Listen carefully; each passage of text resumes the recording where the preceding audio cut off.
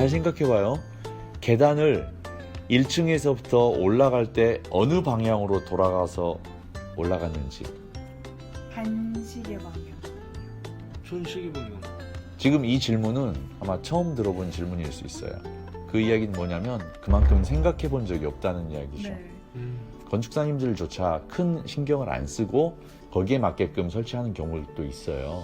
사람 중심으로 생각해보자 라는 거예요. 위난 상황이 꼭 아니더라도 행사가 끝났다, 모임이 끝났다 할 때는 각자 들어가지만 끝날 때는 동시에 나오는 거죠. 그러니까 이용의 빈도가 굉장히 높아지는 거예요, 한순간에. 그래서 들어가는 것도 중요하지만 나가는 것이 훨씬 더 중요하다라고 저는 보고 있어요. 그렇다면 어느 방향으로 돌아 내려가는 것이 유리한가 하는 걸 생각을 해봐야 돼요. 저는 거기에 원칙을 어떻게 세웠냐면 트랙으로 세웠어요. 어느 방향으로 돌죠? 시계 방향. 달리기 안 보네요.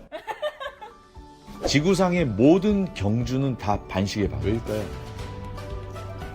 우리의 심장이 왼쪽에 있기 때문에.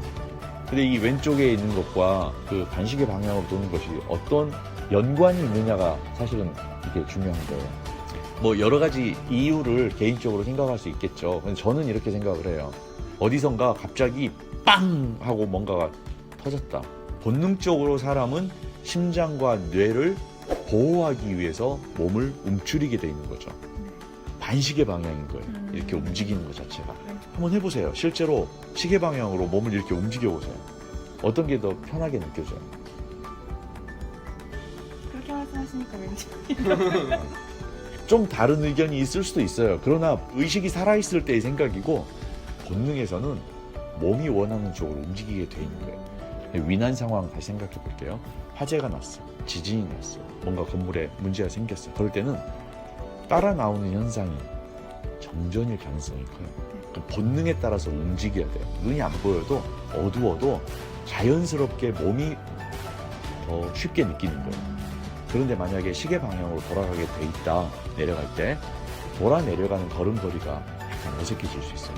그럼 본인도 문제가 되지만 급하게 내려가야 되는데 누군가 앞에서 발을 헛디뎌가지고 넘어지기라도 해봐요. 그러면 뒤에 따라오는 사람들이 모두 다 위험해질 수 있어요. 그런데 여러분의 집에 있는 계단이 시계 방향인지 반시계 방향인지조차 확인 안 하시는 분들이 많아요. 왜? 매일 그냥 엘리베이터를 타고 다니기 때문에. 만약에 우리 집이 시계 방향으로 내려가는 계단이다 하면은 평소에 연습해야 돼요.